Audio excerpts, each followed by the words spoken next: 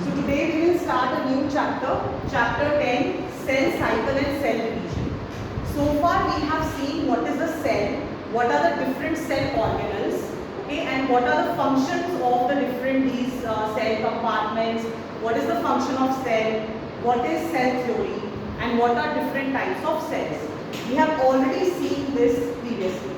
Now in this chapter, which is cell cycle and cell division, we will be understanding that how a cell actually divides and what cycle form it takes, means one after the other, what steps are there in cell division, that we will take into consideration. So while we are talking about cell division, whenever a cell divides, what will happen? It will grow also, cell growth will be there. Then the cell contents will duplicate. And the most important thing which is there, that is the replication of DNA. DNA replication will take place. What is DNA replication? Inside the nucleus, we have seen that there is a genetic material. This genetic material is made up of DNA. So when a cell will divide, the DNA will also copy itself. DNA will copy, that is DNA replication. So all these things are happening when a single cell is dividing. So the cell will grow, whatever contents are there, that will duplicate, means it will become double in number, and the replication of DNA is very important because DNA has to equally divide in the cell. Whatever DNA is there, it will equally divide over here, like this. Alright, so these are the main steps of cell division. Whenever a cell is going to divide, what will happen? The contents of the cell will duplicate, will double in number, because equal amount has to be distributed in the two cells.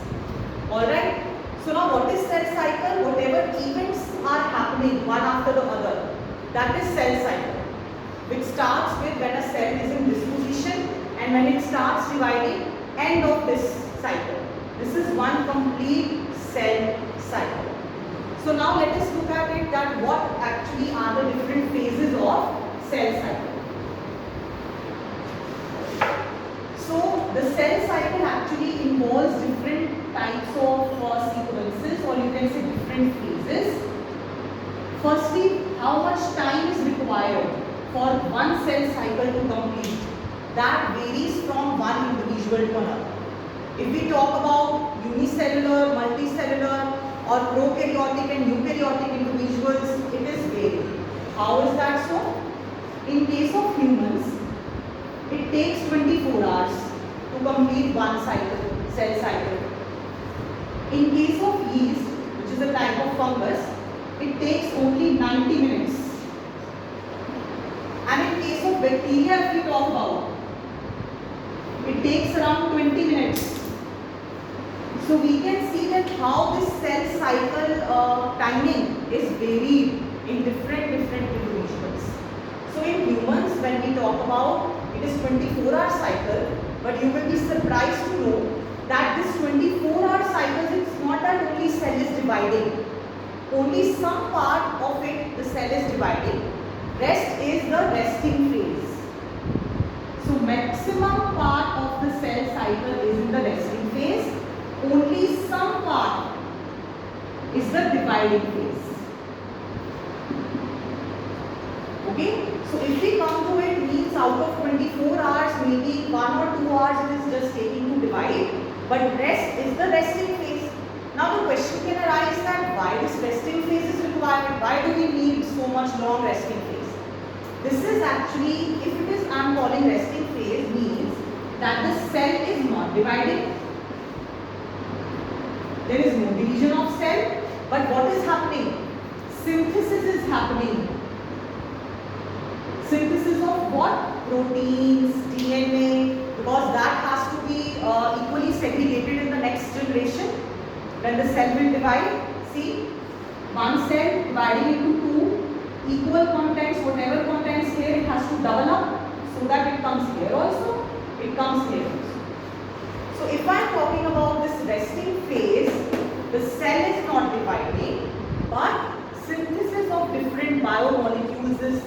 happening during this phase. So this phase, the resting phase, can be called as metabolically active phase. Now what is this metabolically active? Means the metabolism of different biomolecules is happening over here.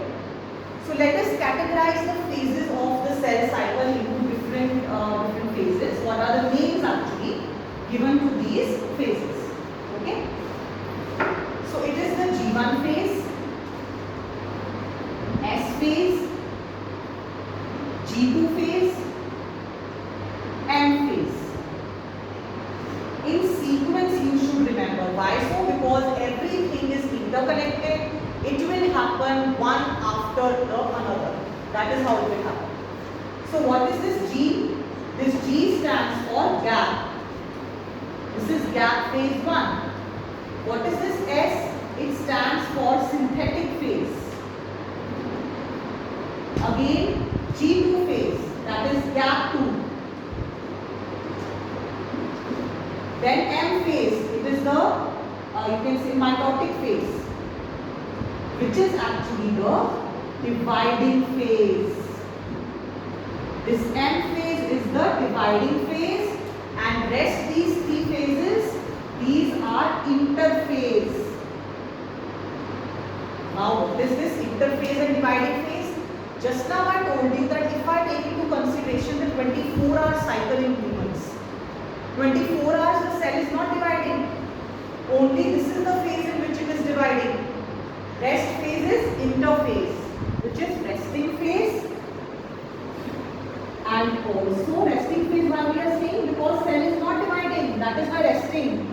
But it is metabolically active, because different biomolecules are being synthesized, like proteins and DNA.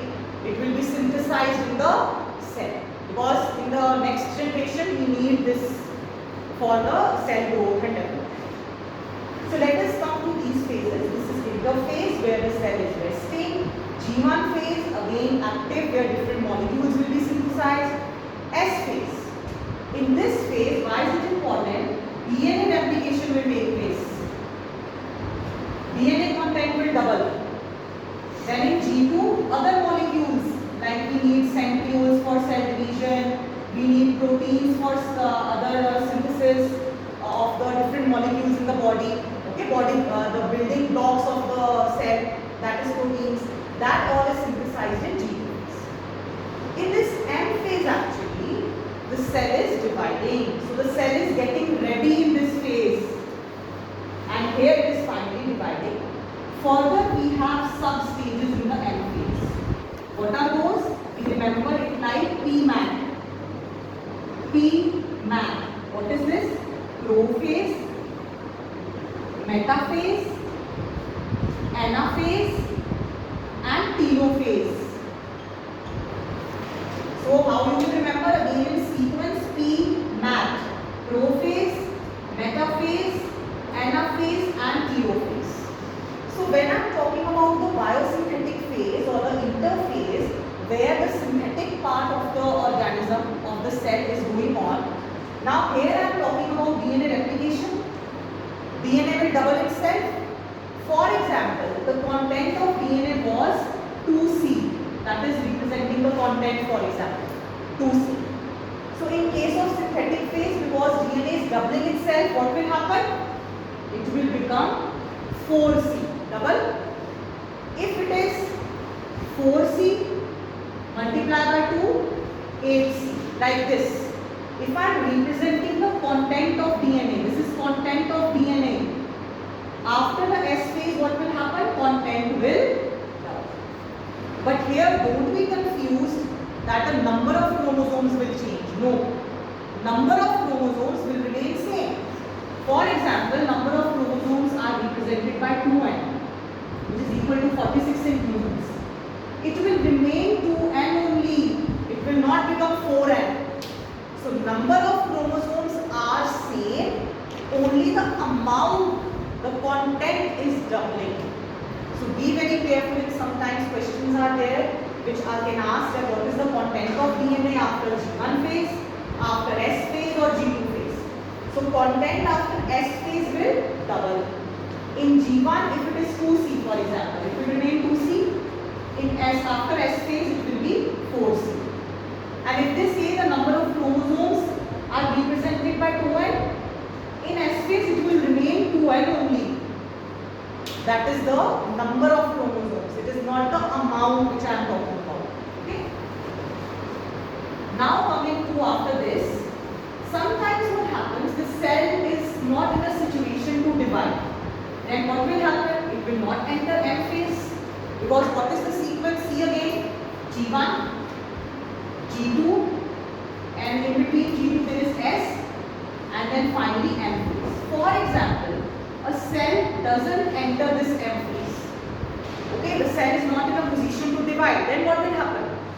The cell is going to enter into G0 phase. What is this G0 phase? It is a dormant phase. Here actually no synthesis, no division, nothing is happening. That's why we are saying dormant. Dormant means nothing is happening in the cell. It will just stay as it is. No division will happen. So this stage is also called as quiescent stage. Why is it important? Later on maybe this cell has a very important function in the living organism. So later on it can enter G1 phase and then same cycle it can enter. Means it can enter S, G2 and finally it can move to M phase. But for some reasons it is not getting the conditions to divide, so it can enter the quiescent phase or quiescent stage. Now next let us see that how the cell is divided.